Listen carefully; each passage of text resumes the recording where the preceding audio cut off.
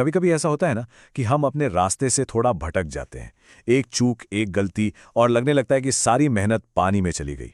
लेकिन क्या हो अगर उस एक चूक के बाद अगले 24 घंटे सब कुछ बदल सकते हो।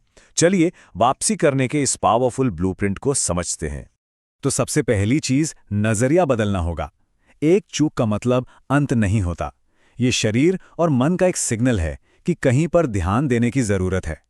ये रुकने, समझने और पहले से भी ज्यादा ताकत के साथ वापसी करने का एक मौका है। तो इसे एक फेलियर की तरह नहीं, बल्कि एक रीसेट बटन की तरह देखना है। वापसी की असली शुरुआत होती है चूक के ठीक बाद वाली पहली सुबह से। ये कुछ घंटे ना बहुत कीमती होते हैं। इस समय में उठाए गए छोटे छोटे कदम ही पूरे दिन की दिशा तय करते हैं और रिकवरी की स्पीड को बढ़ा देते हैं। अच्छा, तो जागने के बाद पहले 15 मिनट बस ये 3 काम करने हैं। सबसे पहले एक बड़ा ग्लास पानी पीना है। रात भर की डिहाइड्रेशन के बाद शरीर को इसकी सख्त ज़रूरत होती है। फिर चेहरे पर ठंडे पानी के छींटे मारने हैं और आखिर में बस 5 मिनट के लिए बिना कुछ किए शांति से बैठना है। ये 3 आसान से कदम सिस्टम को जगाने और शांत करने के लिए काफ़ी हैं। अब ये जो ठंडे पानी वाली बात है ना, इसके पीछे का साइंस भी बड़ा सिंपल है। जब ठंडा पानी स्किन से टकराता है तो वेसोकॉन्स्ट्रिक्शन नाम की एक चीज होती है। आसान भाषा में कहें तो खून की नसें सिकुड़ जाती हैं, जिससे ब्लड फ्लो जरूरी अंगों की तरफ तेजी से दौड़ता है। यह असल में शरीर का एक नेचुरल लड़ो या भागो वाला रिस्पॉन्स है जो उसे किसी खतरे के लिए तैयार करता है। लेकिन यहाँ ये सूजन को कम करने और दिमागी चुस्ती बढ़ाने में मदद करता है। तो चलिए अब बात करते हैं हमारे पहले और सबसे ज़रूरी पिलर की, अपनी सांसों पर ध्यान देना। जब हम स्ट्रेस में होते हैं तो हमारी सांसें तेज और छोटी हो जाती हैं। अपनी सांसों को कंट्रोल करके हम सीधे सीधे अपने नर्वस सिस्टम को शांत कर सकते हैं और कंट्रोल वापस पा सकते हैं। चलिए इसको साथ में करते हैं। इसे बॉक्स ब्रीदिंग कहते हैं। तैयार? अब 4 की गिनती तक नाक से गहरी सांस अंदर खींचिए।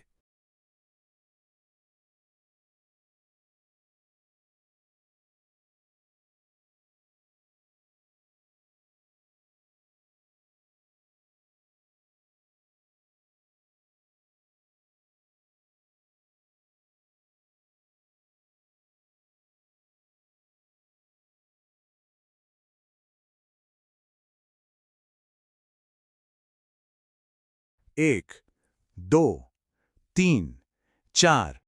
बहुत अच्छे। अब सांस को अंदर रोक कर रखिए पूरे 4 सेकंड तक। 1, 2, 3, 4। शानदार।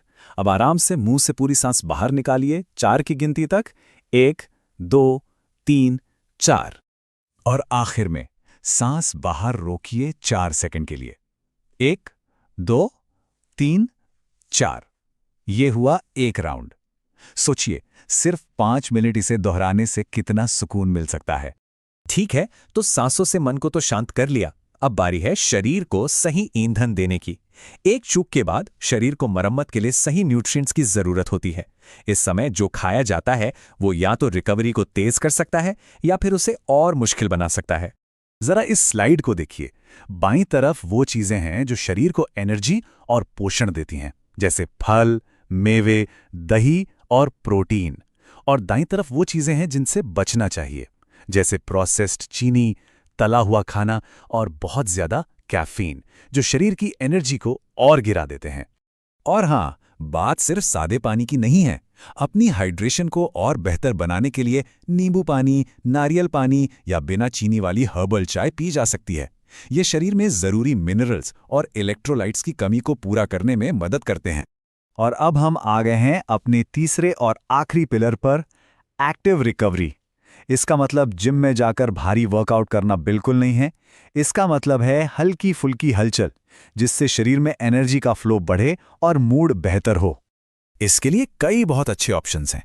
सुबह की ताज़ी हवा में 20 मिनट की वॉक पर निकल सकते हैं। घर पर ही हल्की स्ट्रेचिंग या कुछ सूर्य नमस्कार कर सकते हैं, या फिर बस कुछ सिंपल बॉडी वेट स्क्वाट्स। ये सब बहुत असरदार हैं। एक बात याद रखनी है, यहां मकसद शरीर को थकाना बिल्कुल नहीं है। मकसद है ब्लड सर्कुलेशन को बढ़ाना और एंडोर्फिन्स यानी फील गुड हार्मोन्स को रिलीज करना। इससे मानसिक और शारीरिक दोनों तरह से तुरंत बेहतर महसूस होता है। तो ये थे वो 3 पिलर्स: सचेत श्वास, समझदारी भरा ईंधन और सक्रिय रिकवरी। इन्हें सिर्फ एक दिन नहीं करना है, आगे का रास्ता निरंतरता का है। परफेक्ट होने की कोशिश से कहीं ज्यादा बेहतर है हर दिन लगातार छोटी छोटी कोशिशें करते रहना। ये एक बात है जो हमेशा याद रखने जैसी है। असली ताकत गलती ना करने में नहीं है, बल्कि हर गलती के बाद पहले से ज्यादा मजबूती और तेजी से उठ खड़े होने में है। रिकवरी की स्पीड ही असली शक्ति को दिखाती है। देखिए, ये 24 घंटे का ब्लूप्रिंट ये तो बस एक शुरुआत है। अगर एक दिन की कोशिश से इतना बदलाव आ सकता है, तो जरा सोचिए, अगर यही कोशिश लगातार 30 दिनों तक की जाए तो क्या कुछ हासिल नहीं किया जा सकता। तो सवाल ये नहीं है कि क्या ये मुमकिन है, सवाल ये है कि इस सफर की शुरुआत कब करनी है।